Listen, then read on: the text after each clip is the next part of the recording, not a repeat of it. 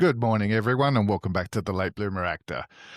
As actors, we spend so much time perfecting the craft with classes, self tapes, auditions, rehearsals, but too often the part we ignore is the part that actually determines whether our careers last, and that is the business. And that's been the theme this year.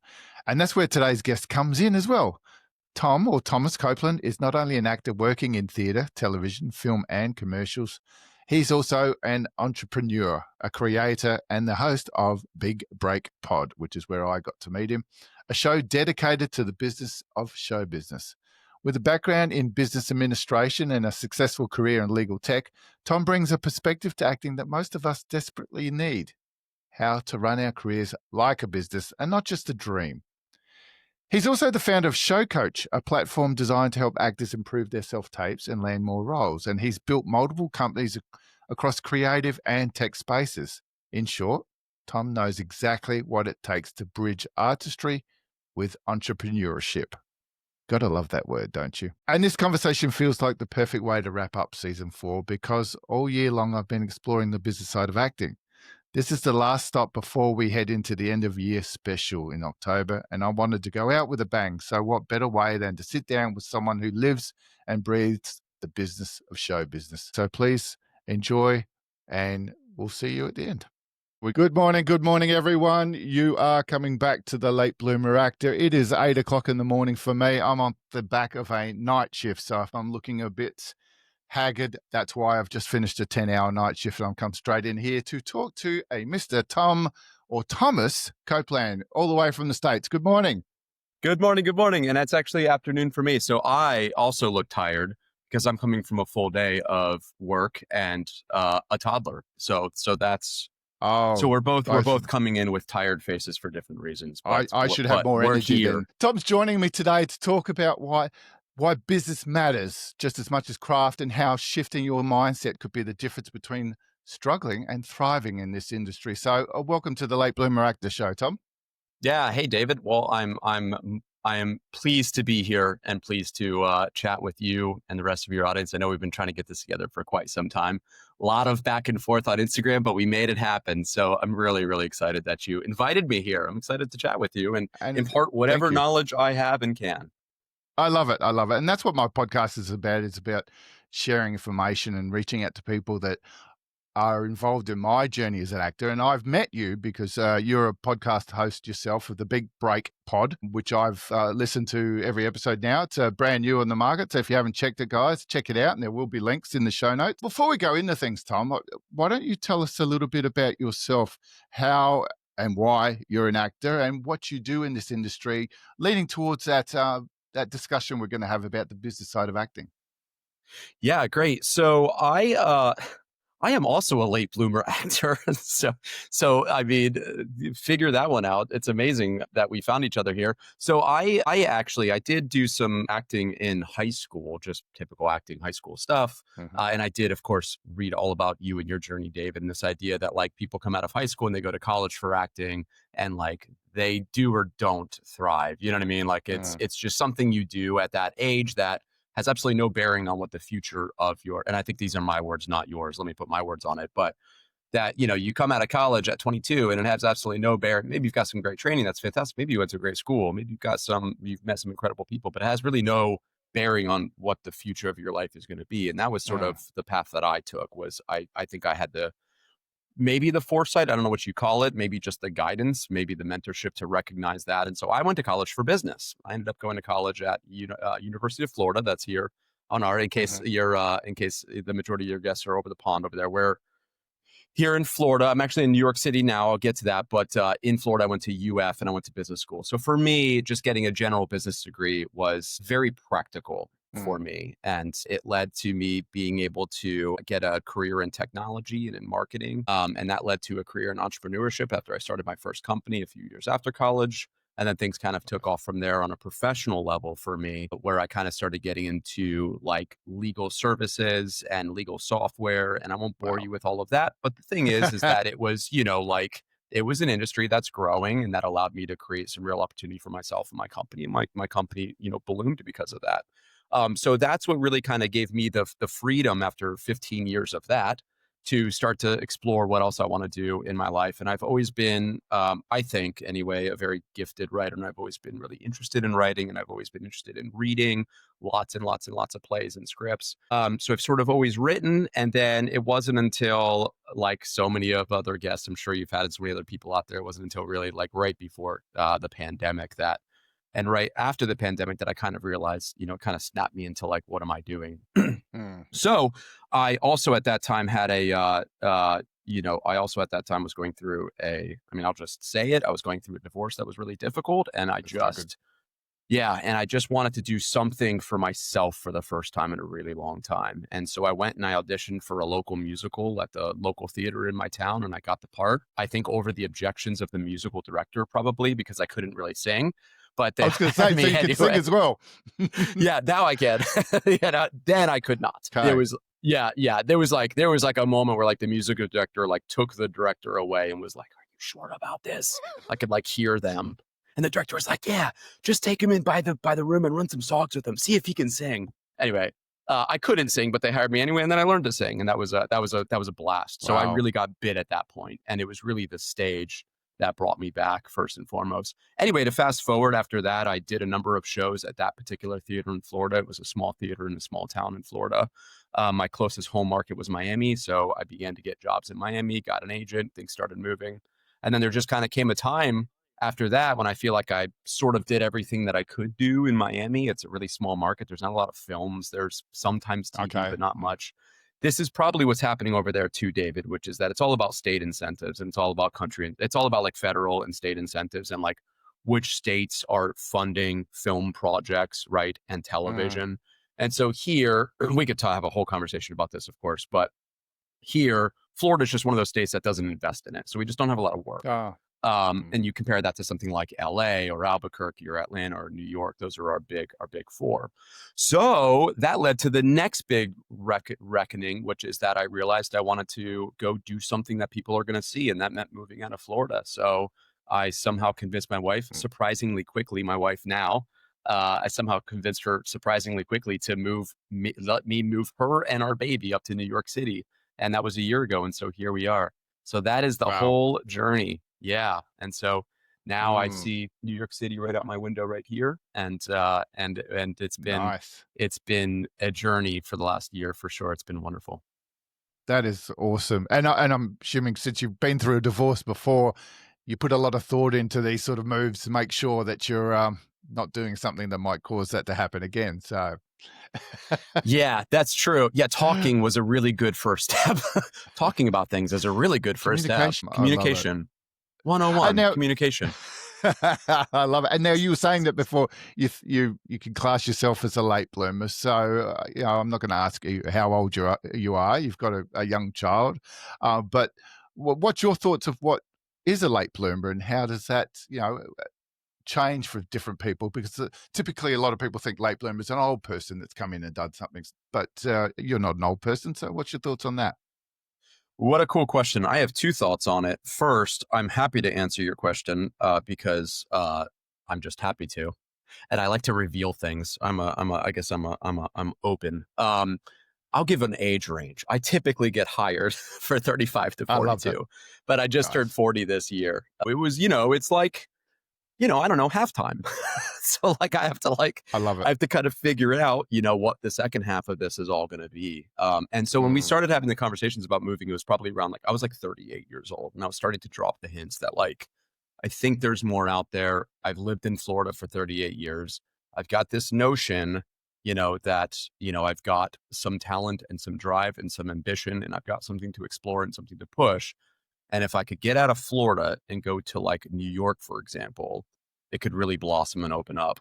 So mm. that was really what drove that. To answer your question about the late bloomer, it's a great question because Thank you.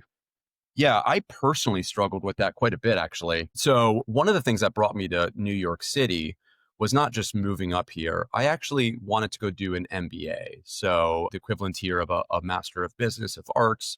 It's Hmm. a graduate level degree, right, at an acting school. That's what I wanted to do. And I applied, worked, got into a few, didn't get into the ones I wanted to. But then I kind of got this surprise little, this is how like life always goes. I had this surprise little fork in the road. And that surprise little fork in the road was that a very close friend of my brother's. My brother is a producer in Los Angeles. He's an episodic television producer in Los Angeles. He's been on the Big Break Pod. For any guests out there who are interested in hearing him I, chat, he's incredible. Yeah, Chris. it's Yeah, he's awesome. a nice connection to have when you're an actor. Indeed, indeed. And he's just a wealth of knowledge. And him and I we spend time all the time talking about this. So like I just put him on the podcast and we just talked on the podcast, which is very cool. So, but anyway, so Chris connected me with somebody, very close friends of his, who is an Emmy award-winning actor, Bill Beretta, also on the podcast. He won an Emmy for The Muppets last year. And he went to this place called the Neighborhood Playhouse, which the more I looked into it, the more I was intrigued by it. What it is it's a 1 to 2 year, you choose your track, but 1 to 2 year theater conservatory. It's like an old school theater conservatory where you get dance and singing and movement and voice and acting. Nice.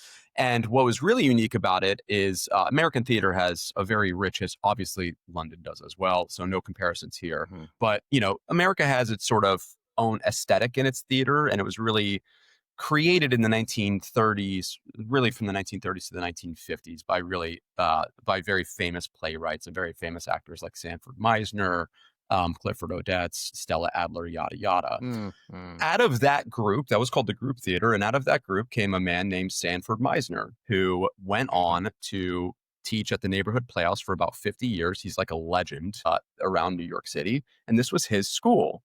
So there was something really drawing to me about that concept of being immersed in like theater history at a school that's literally 100 years old in 2 years. I think they're in their 98th year. And so all that being said, that was the reason why I came up to New York City.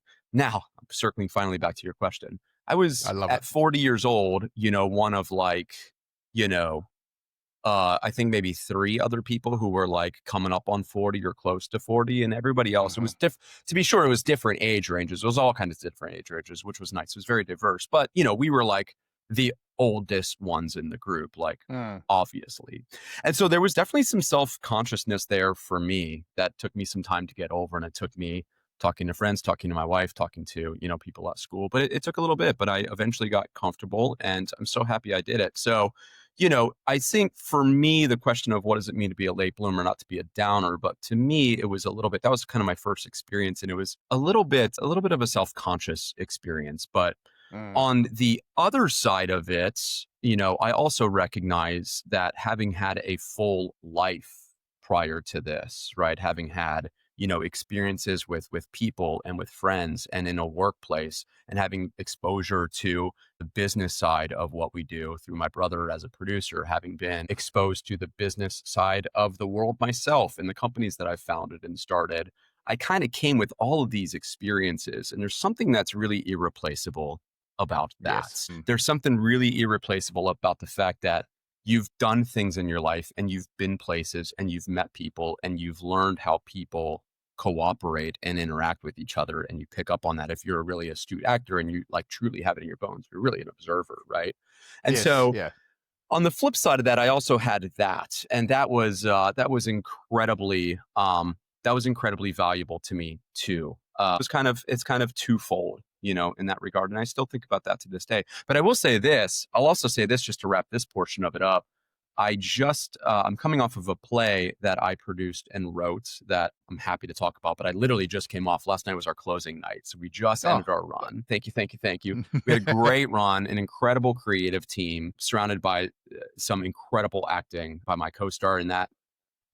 And one of the actors is a man named Paul Albee, which he may or may not hear this. Hi, Paul, if you ever do. Paul Albee played a man who's in the play who is written as a character 70 to 80 years old. He is around 70 years old. And one of the things he said to me, like before a show in the green room, was the coolest thing about this job is that I can always get hired because I can do this forever, you know? And I just thought that was so special because here he is. It's rough out there, like, if you're in that age range and you're looking for like a job. It's rough. Imagine. Like, let's just be real. He had this really bright insight about we can do this forever. And if you just throw away all like the worries about like, am I good? Am I ever going to be famous if that's what you care about, which you shouldn't if you care about that. But like, am I ever going to be famous? Am I going to have money? Am I going to be able to do this? Am I going to be able to do that? If you can throw all of that out and just enjoy getting hired and getting to do this work, then you get to do this forever. There is no start or end. Your start is wherever you want your start to be, but there's no end. You do this as long as you want to until you either give up, which I hope you don't, or, you know, you find something else that makes you more passionate, which happens as well, right? People Mm, act for years and then they find something that they're more driven about and they want to go do that, whether it be directing or whether it be on stage or whatever it is. So, yeah, I thought that was really cool. And I think that, mm. as a late bloomer actor, that gave me some really interesting insight to rethink about, some of those insecurities when he said that. It meant a lot to me. And I do love that. And what's really good about my podcast is that obviously it is the late bloomer actor, but it's information for all actors because what we learn as late bloomers can be applied at any stage of your career, regardless of how much background you've got. So, bringing it and tying it in a little bit into the business side of acting that we're talking about, and you alluded to this a lot in that discussion just then. Many actors resist seeing themselves as business owners. So, from your perspective, what are the consequences of not treating your acting career as a business? Yeah. Oh my goodness. The consequences are, I think, enormous. I've had to learn things that work and learn things that don't work, like many of us Hmm. have.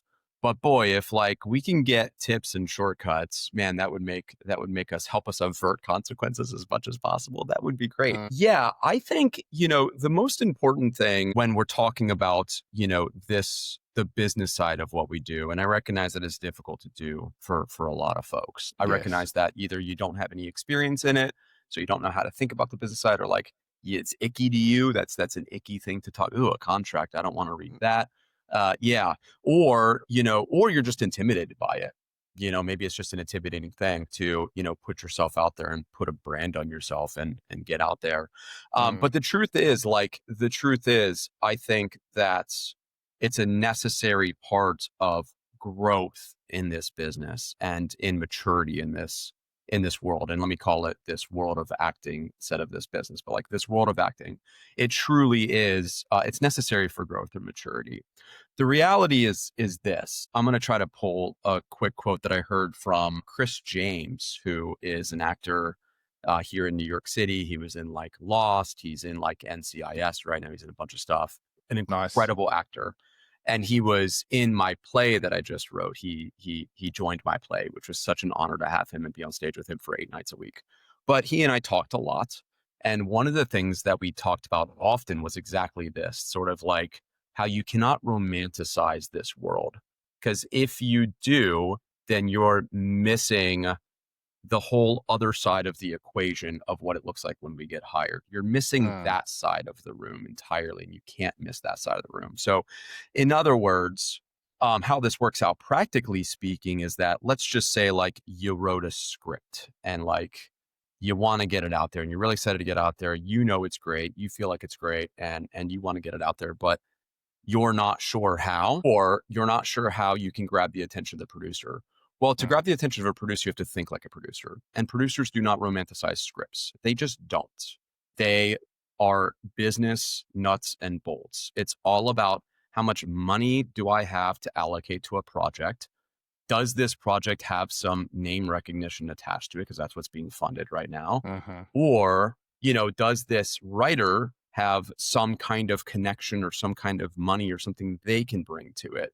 And we were just having this discussion about like, if you're writing something and you don't have money to put behind it, then it's just something that's going to sit on your shelf, unfortunately. I don't mean to sound like a bummer here or a pessimist, but like the reality is, that show that I just put up that we sold out a couple of nights on at the Theater for the New City, 8 shows, we did really well with it, but it was because I had to put the money up to get it done. Nobody was going to do that for me. Nobody threw 5 grand at me asking me, please go put on one of your incredible scripts, Thomas. You are amazing. That never happened. So I can tell you that doesn't happen, or at least it didn't happen to me. Maybe it'll happen to you, but probably not.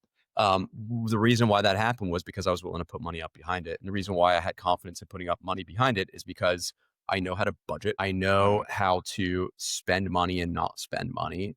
I know what I want out of the production, and I know how to create contracts and hire actors and stage managers and directors. And I have the resources, part of like some of the Mm, unions I'm in, just some of the experience I've had. I've had, I know how to put that together, and I know how to put a team together, and I know how to encourage the team towards an ultimate goal. And I know how to work hard. That's all stuff that like is mm, not necessarily you're necessarily born with as an actor. It's not something that like as a pure actor or artist or performing artist in some way that comes very naturally. But I think that that's the consequence. To answer your question, I think the consequence is you're missing out on opportunities to cut the line, so to speak. mm, You know what I mean? To cut the line, to create something for yourself that puts yourself out there, because nobody is waiting for you to come out. You have to come out and you've got to do something big, and you've got to do something that's bold. And that takes mm, courage, and it takes money, and it takes understanding how relationships work and how to build a team and how to encourage people. If you've never hired somebody before, then like hiring a director for your first play or film is going to be kind of tough. You got to know what to look mm, for. What does it feel like to hire a director? What are you looking for? What are the questions to ask? That's like one aspect, right? Is like just hiring the people behind your project is like mm. one aspect of what we're talking about here. And you know, something just this talk we've just had now could scare the crap out of a new actor. My son's at university at the moment. He's in his second year for drama, and if he heard this and thought this is what the acting career is going to be like, he might run for the hills, so to speak. But it's like anything in acting. What's your son's name? Connor. Sorry, Connor. I'm sorry, Connor. But this I is the love reality of New York City. I don't know how it works where you guys are. No, I don't know. But I this love is New York hearing you. City. I love hearing your accent too, the way you say Connor. We've had an American friend when he was younger who would call him Connor, and he turned out. He says, "Why are you calling me Connor? My name's Connor," with the Australian accent with CONNA. But no, it was quite funny. That's right. We So do no, emphasize our ERs, don't we? We Americans, we like our ERs. I love it. But bringing it back to that, it's not about being scared. You've transitioned from legal tech to acting, while you've founded creative companies as well, which has given you this approach and this bigger picture, so to speak. But you don't have to do it all. It's about having an understanding of it and having a little bit of it. So, I mean, you've just put on a play, so it involved having all that and recruiting people and bringing people on. But you could be just making a small film and you just need a little bit of an insight. So it's about having that business acumen, isn't it, to move It forward? is. It Yeah. is. And I would also just say, like, yeah, you're absolutely right. Like, don't want to overwhelm anybody.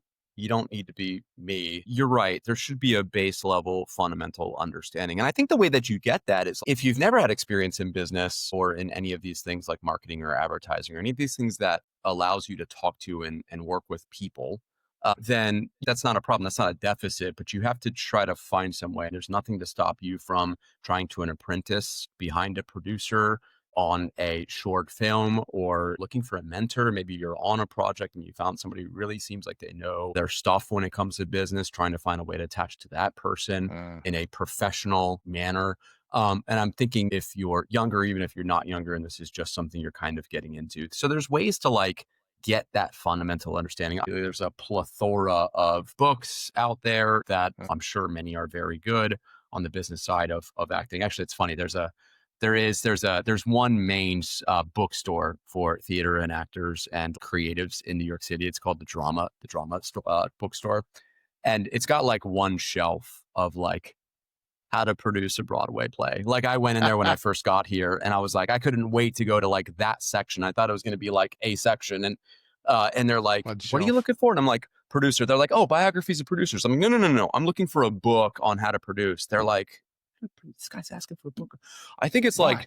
like aisle 9 at the bottom. Look at the bottom left. And I went and literally it was like 9 books. But the books I bought, like I didn't buy all of them, but I bought a bunch of them and I read them and they were very good. So there's definitely like books and literature out on this as well.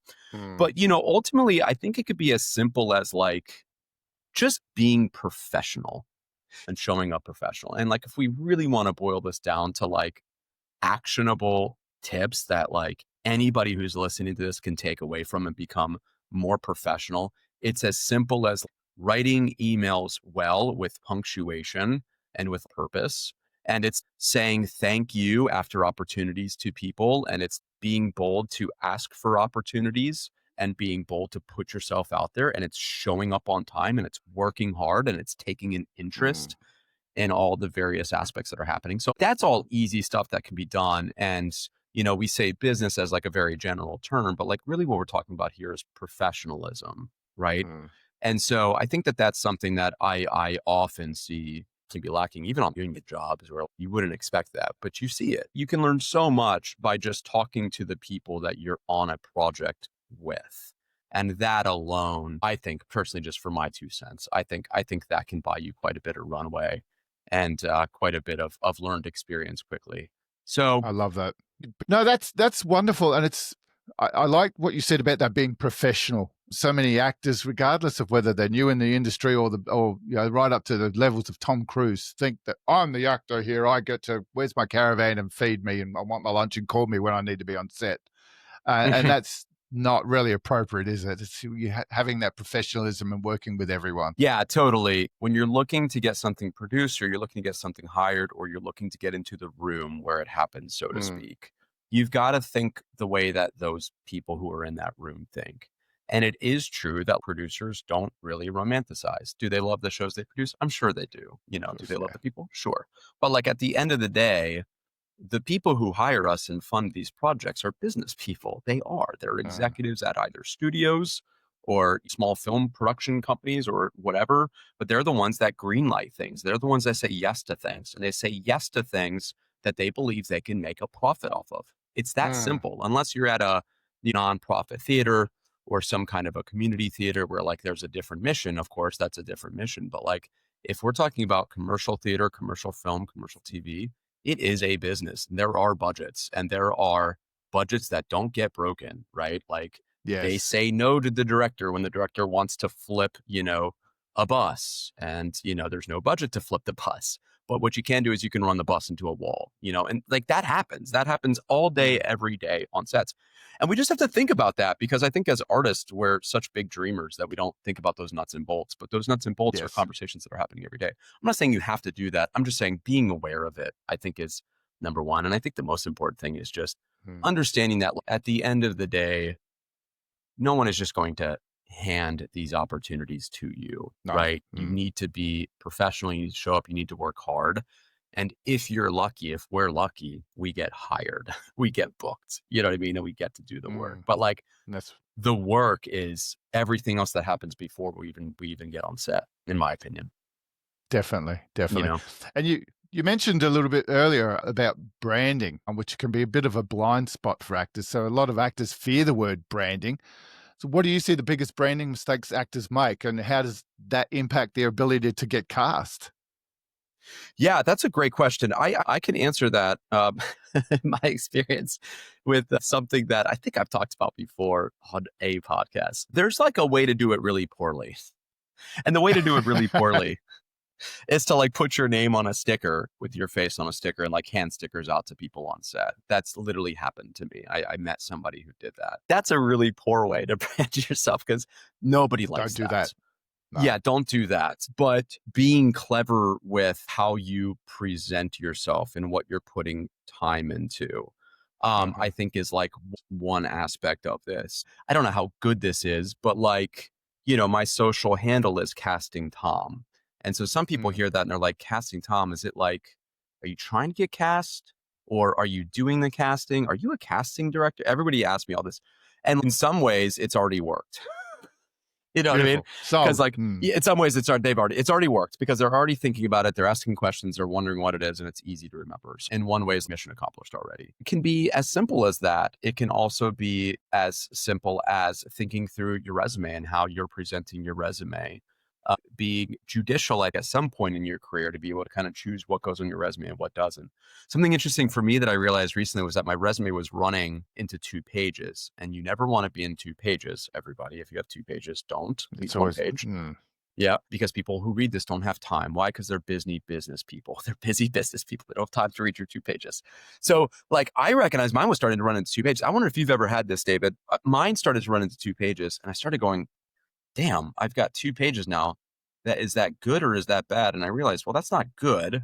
That means I'm putting everything on there. And so because I'm putting mm, everything on there, it's muddled and it's too much. So for the first time in like 3 years, I just went through my resume and took a bunch of old stuff on it that, like, you know what I mean? Like, just stuff that I kinda maybe started by filling in when I first started to kinda like Yes. filler stuff, because sometimes you have to kind of fake it till you make it. That's another part of this conversation.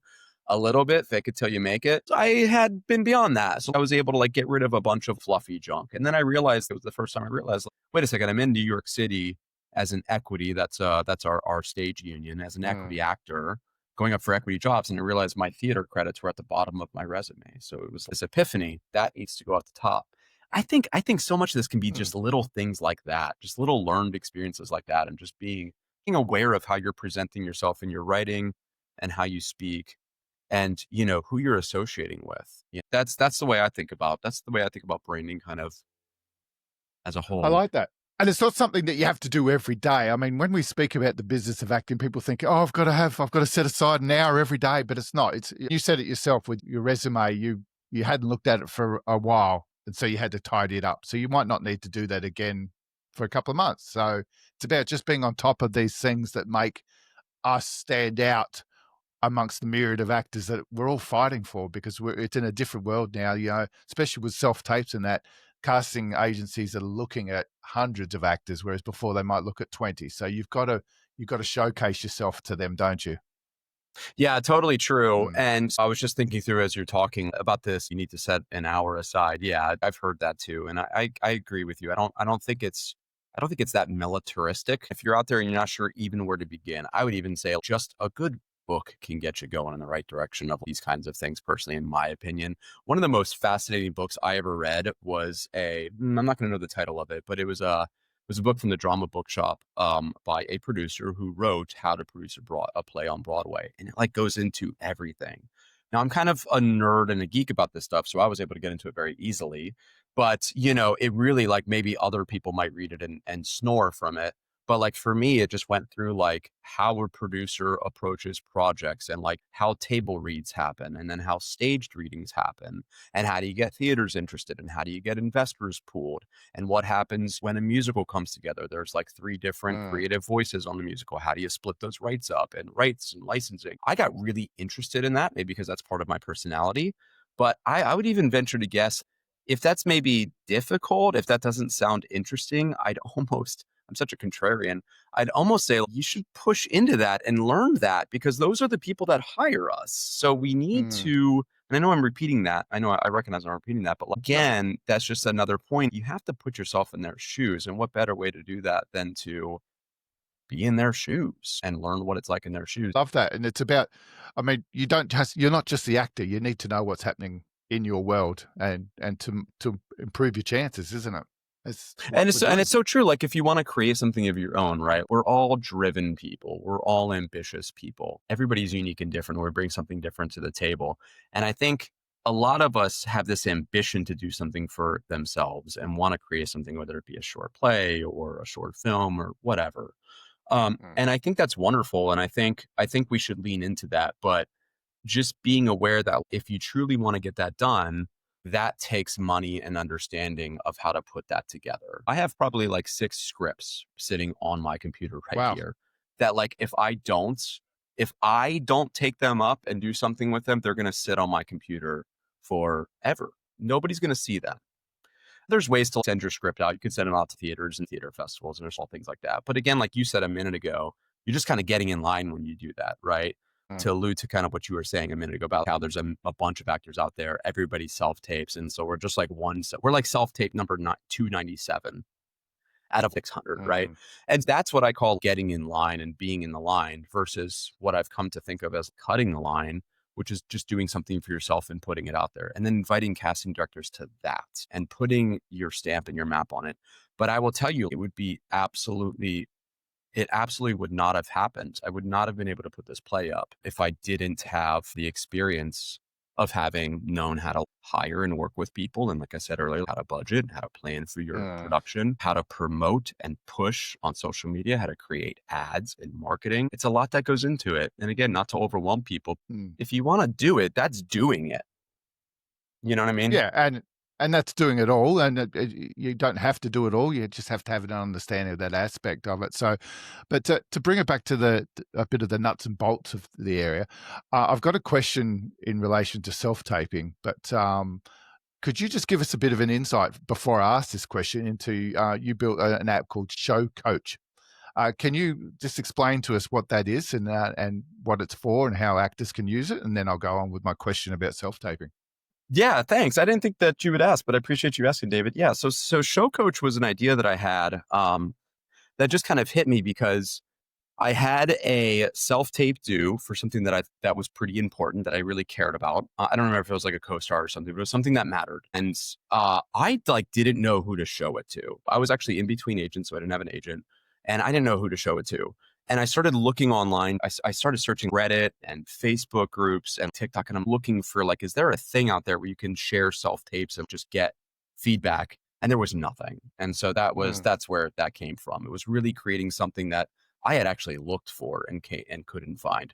So what Show Coach is it's a mobile app that allows you to upload your self tape, and it goes into a community feed where other actors and other what we call coaches, so these can be casting directors or acting coaches or other actors who have quote unquote made it to a particular level, where they'll critique your self tape, and it's critiquing what we call structured critiques. It's not just hey, good job. It's 5 levels of critiquing everything from how's your technology to how's your execution. Do we believe you? What's your acting skills that you're using? How's your lighting? And are you doing too much? Actors like to they think they need to like do things, and like you don't I really need to do act. things. I They need to need to act. act. That's No, right. So there's like that. There's like that we call that category aesthetics, like just like learning that nice. like yeah. So that's what this tape is. It does have some generative AI stuff in it, which also freaks people out. But the truth is, it's really designed to give you instant feedback also on how your self tape looks. And so we're constantly tweaking this technology and working with it. I'm kind of a technologist, I guess you could say. So for me, this was kind of my spin on something that I find incredibly valuable. And the other cool thing that it does is when you're in between self tapes, it generates scripts. So you can just Okay. practice self tapes, which was something else that I just never found and just absolutely loved. So that's the app. It is out there. It is available. I definitely appreciate you asking about it. It's a new app. It's been around less than a year, but it's growing. We're getting quite a bit of people on it. It's pretty exciting to see. And I actually just That's love awesome. like opening it up every now and then. Yeah. And just like going and looking at some self tapes that are on the feed and just dropping some critiques in because I love doing that. I love seeing other actors put work up and put time and work into it. And I think they deserve some feedback when they do that. We don't get feedback when we put up a No, self tape, no, right? And even when very we're in a rarely. room, we don't get feedback. Yeah. So I don't know, David, how it is in your neck of the woods. I'm curious. Do you guys have live auditions coming back, or is it still like pretty much all self tapes? I think we're pretty much the same as the States now. Most of it's self-tapes. I haven't heard of anyone doing in-the-room stuff, especially for that first audition. It's all self-tapes, and I'm assuming that there's in-the-room stuff for callbacks. In my market here in Adelaide, it's a bit smaller, but I know that in Sydney, that's what's happening. But I Yeah. believe it's very similar to what's happening in the States now. It just makes Yeah. perfect business sense. It's not lazy. People think it's just a result of COVID. That's what people are being lazy, but that's just the nature of the market now. It's moved on. It's different.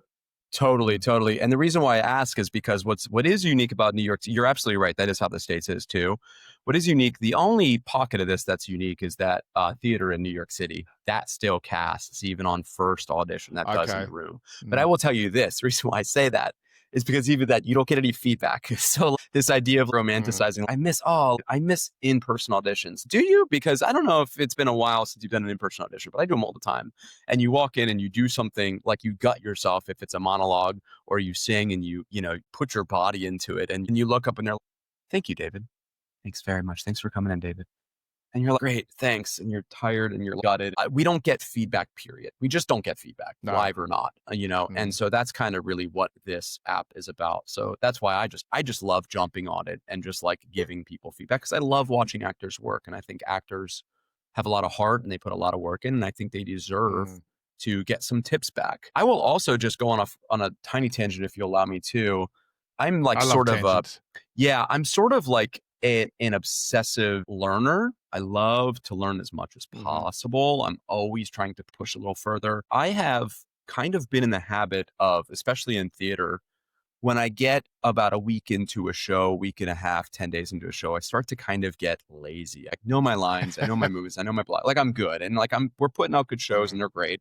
The shows are good. And there's not, it feels like there's not much else to do. So like I can go on with other aspects of my life. But it was this play that I just did that I wrote and produced where Chris James was the actor in it. Chris was the one running lines with me every single night on the phone, showing up to the theater before the show every day and spending time Wow. working through, blocking through, and just trying new things. And it was fascinating. And we got, I kid you not, David, we got to show 8 and he was still like, what else can we Wow. do? And it was amazing. And so to me, that changed, that really was an eye opener for me. And it really dovetails with like what show coach is. No matter how good you think your monologue is, no matter how good you think you've done that self tape because you've done it 6 times and like you're ready to submit it, Mm. the truth is you could probably tweak or do a little more here or take that away over there or make this change over here or turn that light down over here or hey, that background's a little distracting. There's always something that can be done that can be improved. And so I'm just a firm believer in that. And that's got to I be love it. doubly true for self tapes, right? Because how often are we just doing self tapes and just sending them in, so to speak? We're just knocking them out because we work or we've got busy lives. I got a toddler, like it's difficult to find time for it. And so often I find Mm. myself doing it once, doing it twice. And on the third time, if like, it wasn't bad, I'm like, great, let's send it in. The truth is we shouldn't be doing that. We should be putting more, time and energy into it. I mean, at least if it's something you care about, you know what I mean? If it's something Definitely. that Mm. that matters to you. Going into where my question was from the outset of this is from a pure business standpoint. Why should actors view their self-tape game as one of the highest return of investments that they can make? Because that's what it is, Yeah. isn't it? It's an investment. Totally. Yeah, totally. And I think the answer is just the investment of time, and obviously like Mm. investment of money too. I will say like through Show Coach, I've seen a lot of students and actors like putting up tapes that, I find myself sort of saying the same kind of tips over and over again. It's kind of the basic stuff. Like make sure your lighting is better than what you may have. Professional lights are not terribly expensive. Ring No. lights are crappy, so don't do ring lights. But professional lights are not terribly expensive. And you're right, that is a business decision. I mean, that is an investment. Not only is that an investment, it's a tax write-off. Talk about business, and if you hate business, you're going to hate tax write-offs. Nothing gets more business than a tax write-off. Yes. That's what we're talking about here. It's those things. It's recognizing that like you don't need a green screen. Most people don't want green screens. If you could just find a flat No. wall, that's fine. That Mm. works. You don't need to rig up, you know, a big thing. You don't need to have 5 lights. You just need a good, clean, simple setup that you've put some time and money into. And then you just need to do it over and over and over again. And while that may or may not have much business influence on it, it is an investment. You're right. And what it is it's an Mm. investment of time. The truth is, in any business, I don't care what it is, in any business, you have 2 things to invest. You either have time or money to invest. Sometimes, rarely, you have both, but you're probably in a situation where you've either got one or the other. And so, if you've got Mm. time to invest, good, invest your time and do that self tape over and over again and put your heart into it and find ways to play. And I'll say, even looking back on it too, the bottom line is you can do all of those things and then you can have a great self tape that nobody notices. And then I've had self tapes that I kind of shipped in that I didn't actually spend a whole lot of time on, that those are the ones that I got booked on. So Yeah. like at I've the end of heard the day, that we over could, and over. yeah, at the end of the day, like we could have all this planning about like how we're going to go about this and strategize on it. And then like, it just hits. And then you're just going to put out a tape. But it's true. It is an Awesome. investment of time. There's no question about that. I love it. And I'm mindful of the time. So I just wanted to ask one last big question in relation to income for actors. So you've created companies alongside your acting career. How important is it to actors to diversify their income streams within or adjacent to the industry? And what examples do you think work best? Yeah, great question. I don't think I've ever been asked that, so I've never really thought about it. Yeah. That's great. I think that having an income stream that is adjacent to acting may or may not be that important. I come Mm. from a background where like it's legal tech and services. It could be further away from acting. Although in a lot Yeah. of ways, Like as the founder, as the CEO of the company, I've had to spend many, many, many hours on calls with customers and clients. And sorry, I hope no of my customers listen to this, but that's kind of acting. Yeah. You've got to be able to face somebody with confidence and have a game plan and have a strategy and lay it out. And they've got to be able to say Mm. yes. And if they say yes, you've just made a customer. So there's that aspect of it, which does feel a bit adjacent to acting in some ways. But I don't think it really needs to be, I don't think it needs to be there. I've seen people who work on film sets, they work on crews for film sets, and then they will Hmm. go act, when they can, when jobs come through. I've seen people be dog walkers in New York City. That's like a big thing, is like being a dog walker. You can quit your bartending job and be a dog walker. That's a thing here. So I think there's just, in the gig economy, there's so much out there. There's so much that can be done. But my real hard practical advice would be find something that you're good at.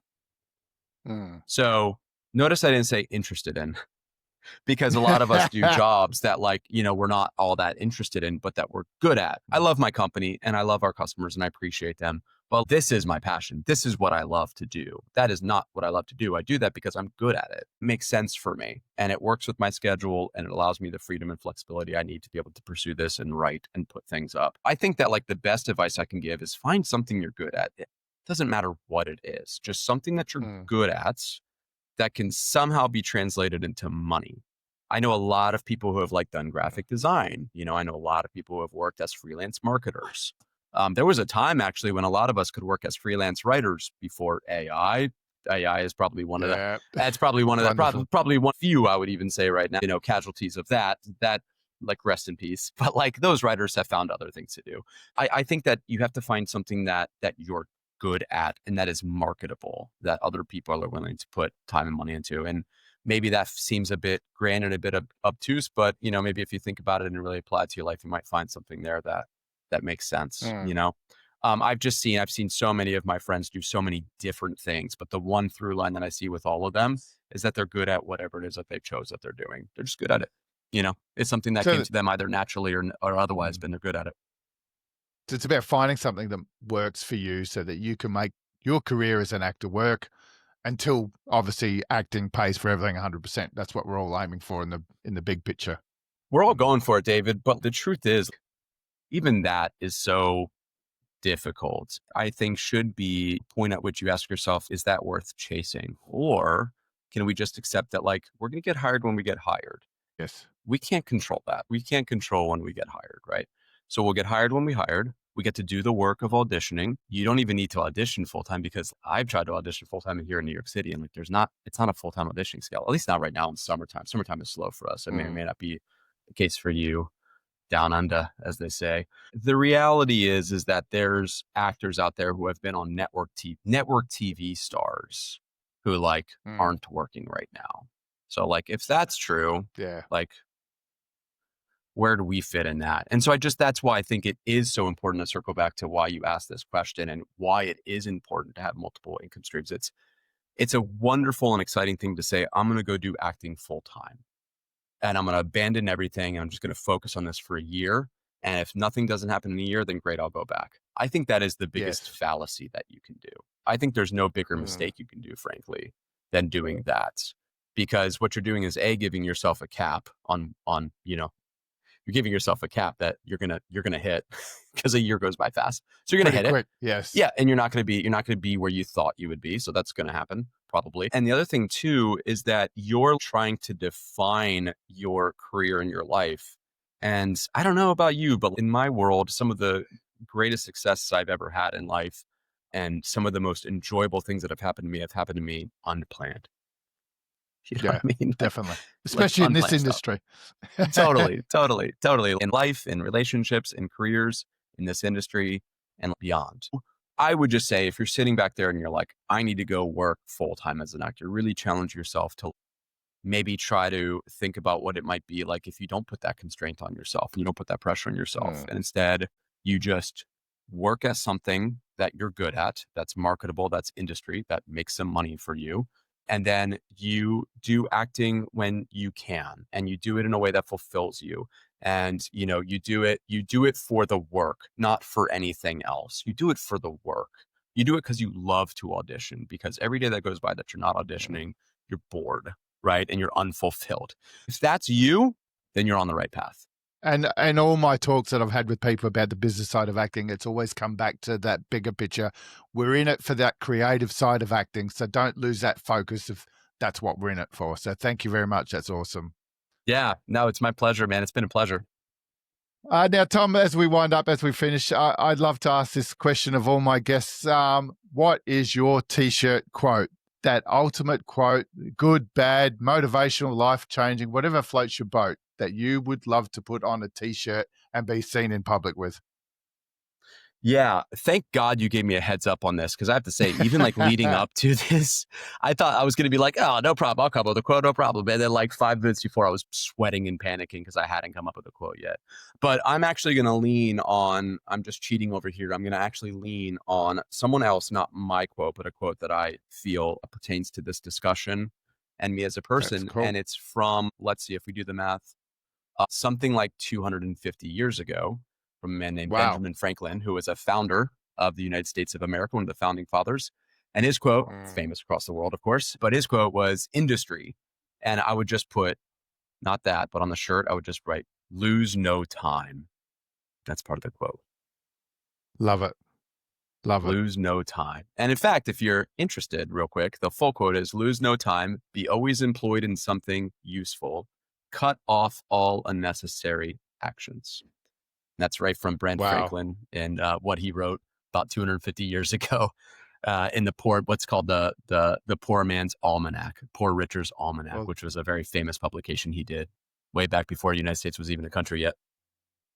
and not even in an acting realm, but with everything that's happening in the world at the moment, something from 250 years ago just puts it all into a light and say, why aren't we doing just that? What are you spending your time on? That's what we're saying right there, right? Like, what are Exactly. you spending your time on? So if you walk away from this episode and you have to ask yourself that and it blows your mind, then wonderful. And you have a breakthrough and you have an epitome. Beautiful. We've done our jobs, David. Love it. So thank you very much for coming on the show. This has been awesome.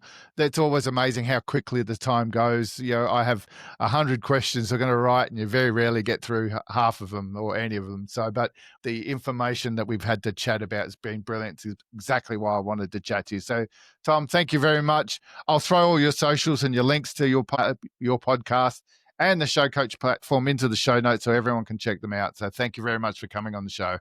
It's been a pleasure doing this with you, my late bloomer friend, my compadre in this journey. Thanks, David. I love it. Thank you. Cheers, Tom. Cheers. Well, there we go. That was such a powerful conversation with Tom. What really stood out to me is the reminder that talent and training are only half the equation. The actors who treat their careers like a business, who think about branding, strategy, and sustainability, are the ones who create longevity in this industry. I was struck by how Tom blends his background in business and tech with his artistry as an actor. It's a perspective we don't hear often enough, and it really drives home the idea that being a working actor isn't just about waiting for opportunities. It's about building systems, making smart investments in yourself, and approaching your career with the mindset of a business person. For me, that's the perfect way to wrap up season 4 because the whole theme this year has been about the business of acting. And Tom's insights put a clear exclamation point on why this conversation is so critical for all of us, late bloomers or not. But what was big in our discussion, we really ended it with, was that regardless of how much effort you put into the business side of acting, whether it's all of it or a little bit, you just need to make sure you do some of it. But it all boils back down to the creative side and why we're in this industry together, and that is for the acting. So don't lose that focus. Next up, we've got the end of year special in October where I'll be joined by a whole panel of incredible guests. But for now, I'll leave you with this. Keep sharpening your craft, but never forget, you are the CEO of your acting career. Cheers, guys. We'll see you on set.